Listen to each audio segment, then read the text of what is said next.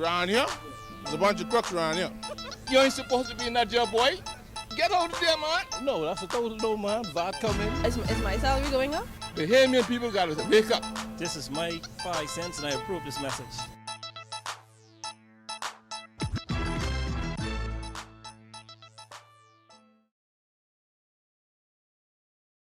Parliamentary Secretary Renward Wells asked to resign following the signing of a letter of intent for a $600 million plus waste-to-energy plant. This as the opposition calls for greater transparency on the issue. Plus, Ministry of Works employees protesting yet again, but it's a little different this time. And the country mourns the loss of noted politician and musician Edmund Moxie. We've got those stories and more coming up tonight. I'm Dana Smith and MB12 starts right now.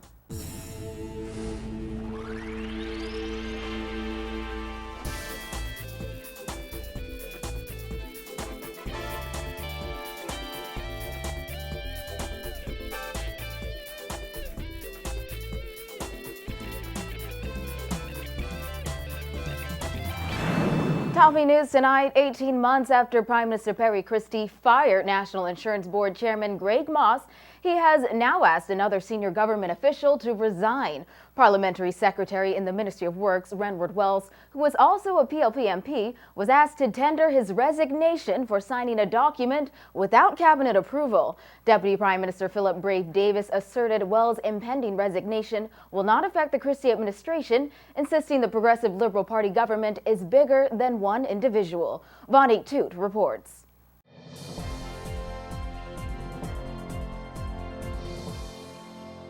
NB12 can confirm that Prime Minister Perry Christie asked Parliamentary Secretary in the Ministry of Works Renward Wells to resign after he signed a letter of intent for a $600 million waste-to-energy facility.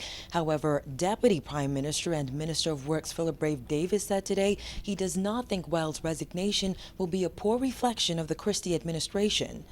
Our party and a government is always larger and bigger than any one individual in it. Right? And so the conduct and act of one, though it may have some consequences, ought not to reflect on the party or a government. And I would say no more than that. Sources tell us Wells breached Westminster protocol and acted above his pay grade when he signed the document with Stellar Waste to Energy Bahamas Limited without cabinet instructions. Wells said yesterday he is prepared to resign and acknowledged that he met with the Prime Minister and Deputy Prime Minister. However, Davis says he is prepared to meet with his Parliamentary Secretary again to hear his explanation. From all accounts, they ought to be concerned, but the question is whether he did anything wrong or whether he did anything that in any way was contrary to established protocols. I would look into those things, have a discussion with him. He obviously would have an explanation for what he did, and I will test that explanation. And Wells was adamant that he in no way engaged in any acts that would financially benefit himself or any government member. The letter of intent he signed would involve the project developer putting up 100% of the cost of the development of the facility, which would take 2 years to construct at the New Providence landfill. However, Davis says he has no intention of meeting with officials from Stellar Waste to Energy Bahamas. When there appears to be a gem out there that the business people would like to embrace, they engage in practices that sometimes lend itself and does not promote their own cause, but rather causes challenges in considering their cause. Davis recently confirmed to the Nassau Guardian that Wells did not have the authority to sign the letter of intent. The document was reportedly signed on July 4th. Reporting for NB12, I'm Vonnie Toot. Opposition leader Dr. Hubert Minnis also weighing in on the controversy surrounding Wells. Minnis and several F&M members of Parliament and supporters called for greater transparency on the matter. Our Jasmine Brown has the details in this report. The F&M leader insists that Wells is just a smaller part to a much bigger picture when it comes to finding out exactly what's going on at the city dump. Speaking with reporters, Dr. Minnis said an individual of Wells' intellect would not sign something without receiving orders from above. Minnis said this is just another example of what he called a rogue operation within the Christie administration and promised to keep pressing this administration for the answers the people of the Bahamas deserve. He added that this is also an example of why there needs to be greater transparency. The Deputy Prime Minister stated that he was unaware. The Minister responsible for Environment stated that he too was unaware. The Bahamian public want to know a lot more about Renew Energy, that company. We want to know who owned that company, and we also want to know a lot more about Stellar Waste to Energy. While pleased for a call for Wells' resignation, Dr. Minnis said more heads should roll in this case. The Free National Movement leader insists Wells was under orders and said his party won't rest until all the facts are on the table. Renward Wells, the parliamentary secretary, is referred to by his colleagues in Parliament. He's called Einstein because his colleagues has the greatest respect for his knowledge and his methodical way of approaching things.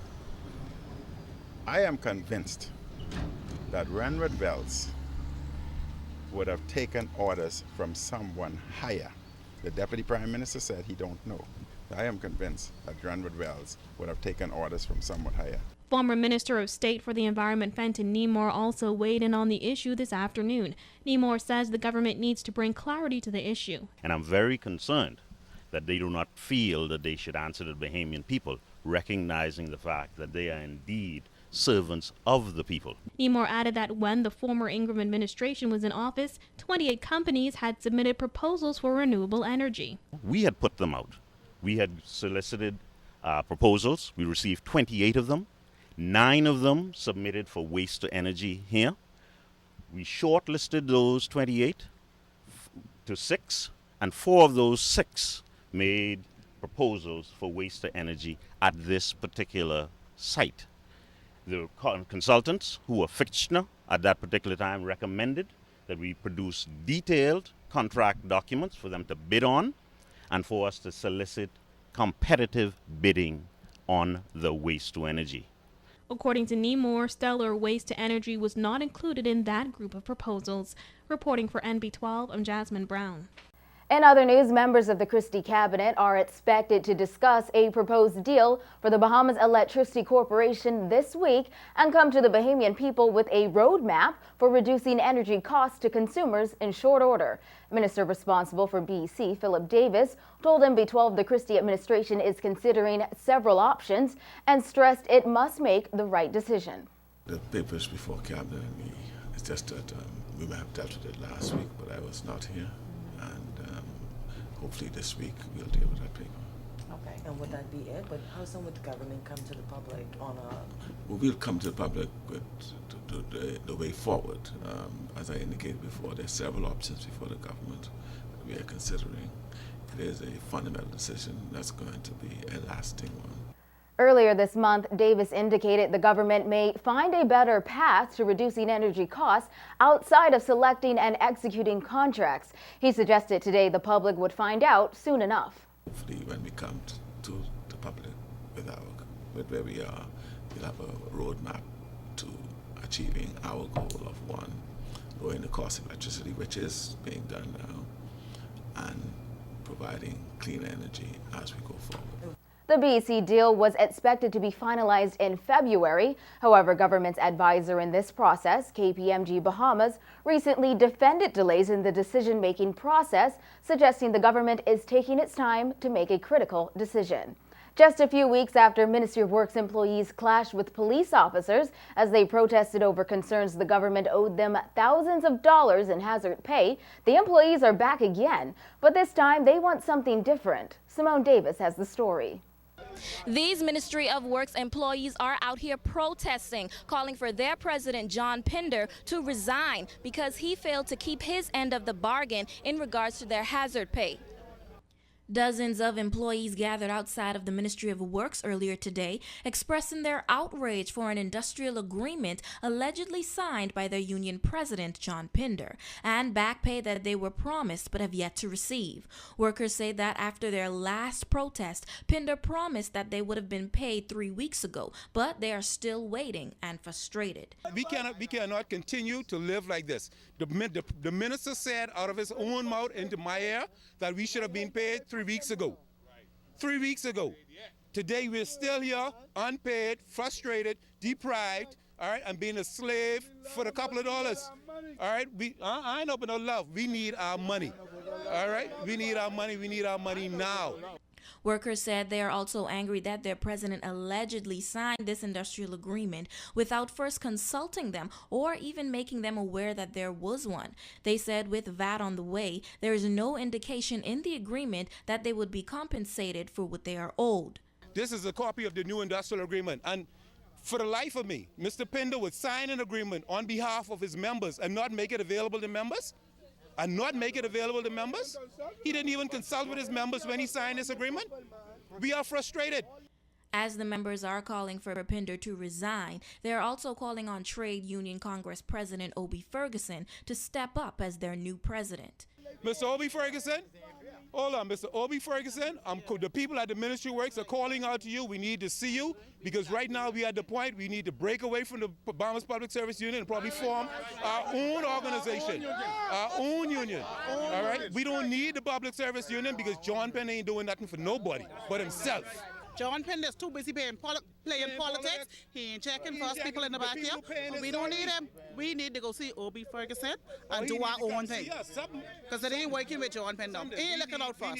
They also said they have no definite idea on who will be paid or how much they will be paid, but they are more concerned with when they will be paid. And what he was saying on TV, he mentioned hazard pay, but he never mentioned when we would be paid. And that's bottom line. When would we be paid? That's all we ask, you know. Nothing else. When would we be paid? The workers said they plan to protest every day until they get their outstanding hazard pay or until they receive a new union president. We contacted BPSU President John Pinder this afternoon. He was not in the country, but he told our news team that he guaranteed the workers $200 a month in hazard pay that they no longer have to submit a request for. He added that if they truly want him replaced as president, they can attempt to vote him out when BPSU elections are held in September. Reporting for NB12, I'm Simone Davis. In other news, noted musician and former Coconut Grove MP Edmund Moxie died today in the early morning hours at the age of 80. Moxie was born in Ragged Island in 1933 to George Moxie and Naomi Lockhart. He would have turned 81 this year on December 2nd. According to his son, Mario Moxie, pastor of Bahamas Harvest Church, Moxie died in hospital at 12:23 a.m., surrounded by close family members. Among those paying respects, Prime Minister Perry Christie, who dubbed Moxie a cultural warrior, musician extraordinaire, and community activist of the First Order. In a statement, Christie said Moxie will be best remembered for his many years of fearless involvement in frontline politics. History will recall, Christie said, that Moxie was among the group of PLP members elected to the House of Assembly in the historic general election of January 10, 1967, that ushered in majority rule.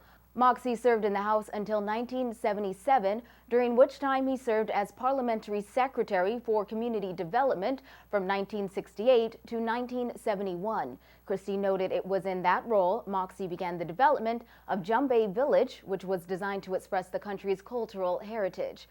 Former Governor General Sir Arthur Folkes also released a statement on Moxie's passing, saying he was deeply saddened to hear of the death of his good friend and comrade.